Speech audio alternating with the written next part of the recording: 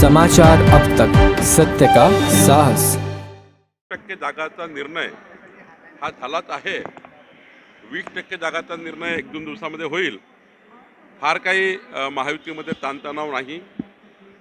आम्ही सर्वच पक्ष या ठिकाणी एकमतावर आलो आहे। मला वाटतं 1-2 दिवसामध्ये अंतिम आपलं सर्व फॉर्म्युला जाहीर होईल। आज केंद्रीय निवडणूक समितीची बैठक आहे भारतीय जनता पक्षाच्या जागाबद्दल, आणि आजच्या बैठकीमध्ये सुद्धा मला वाटतं योग्य निर्णय होतील। आणि जेव्हा निर्णय झाले की आपल्याला कळेलच। आहे महाविकास आघाडी यांचं जीवन, यांचं राजकारण हे कन्फ्युजनच्या आधारावर आहे। यांचं राजकारण कन्फ्युजन करणारं राजकारण आहे, आणि त्यामुळे ते रोज सकाळी उठून महाराष्ट्राच्या जनतेला कन्फ्यूज ठेवण्याचा प्रयत्न करतात। आम्ही या ठिकाणी आपल्या घटक पक्षाला सन्मानजनक वागवणारे लोक आहोत। भारतीय जनता पक्षाचं आमचं केंद्रीय नेतृत्व आणि राज्याचे देवेंद्रजी फडणवीस आमचे नेते हे सुद्धा जे आमच्यासोबत सहयोगी पक्ष आहे त्या सर्वांना सन्मानपूर्वक वागणूकच यातून आमच्याकडून मिळत आहे, आणि जागाही त्यांना सन्मानपूर्वक मिळेल असं मला वाटतं। बैठकीत जे निर्णय होतील ते आपल्यासमोर येतीलच, त्यामुळे बैठकीपूर्वी काय निर्णय होतील याबद्दल मी काही बोलणे योग्य नाही। बैठक झाल्यावर मात्र अधिकृतपणे आपल्याला ज्या बाबी आहेत त्या सांगता येतील। पूर्वीच सांगितलं आहे, त्याला कर नाही डर कशाला।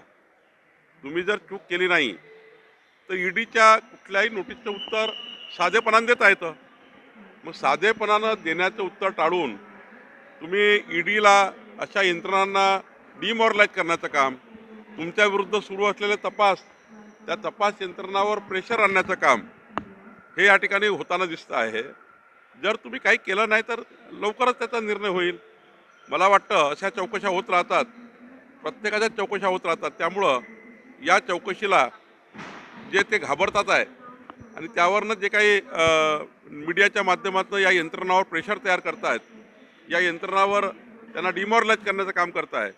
मला वाटतं ज्या यंत्रणा आहेत त्याला उलटा सपोर्ट केला पाहिजे। तुमच्या विरुद्ध काही असेल तर निघेल, नाही असेल तर नाही। 2 दिवस घराच्या बाहेर निघाले। कोरोनाच्या काळामध्ये देवेंद्रजी हॉस्पिटल फिरत होते आणि उद्धवजी घरात झोपून होते, आणि आज विदर्भात येऊन किंवा मराठवाड्यात जाऊन काय उपयोग आहे।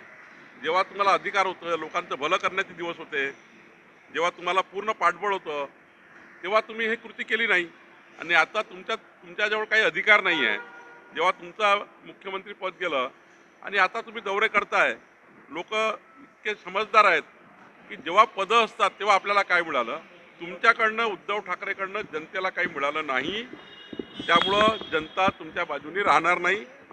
या राज्याचं, देशाचं भलं करण्याचं काम, या देशाच्या राज्याचा विकास करण्याचं काम माननीय प्रधानमंत्री मोदीजींनी केलं आहे, आणि पुढे मोदीजींनी विकसित भारताची गॅरंटी घेतली आहे।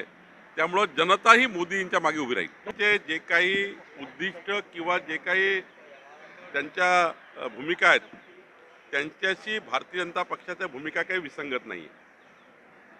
आणि राजसाहेब ठाकरे हे आमचे मित्रही आहेत, त्यांच्या स्वभावातही परखडपणा आहे। जे बोलास ते बोलतात, परखडपणे बोलतात। असे नेते कधी कुठल्याही युतीला असो किंवा मैत्रीला असो हे काही हार्मफुल नसतात। त्यामुळं त्यांचे समज जी आहे, त्यांचा जो राज्याचा आणि सर्व एक त्यांच्या मनसेचा जो एक उद्दिष्ट आहे की राज्य कसं असावं किंवा पक्ष कसा असावा, त्यांची भूमिका स्पष्ट आहे। त्यामुळे अशा भूमिकेच्या व्यक्तीसोबत एखाद्या वेळी आम्ही बसलोही। आज तर काही चर्चा नाही आहे, आज तर काही आमचं बोलणं झालं नाही आहे। आमचं जे बोलणं होतं ते मैत्रीपूर्ण बोलणं होतं, राजकारणाचं सोडून बोलणं होतं। पण कधी असा काळ आला तरी मला वाटतं याच्यामध्ये काही वावगं नाही आहे। पंकजाताई आमच्या नेत्या आहे, आणि केंद्रीय पार्लमेंटरी बोर्ड योग्य निर्णय करेल।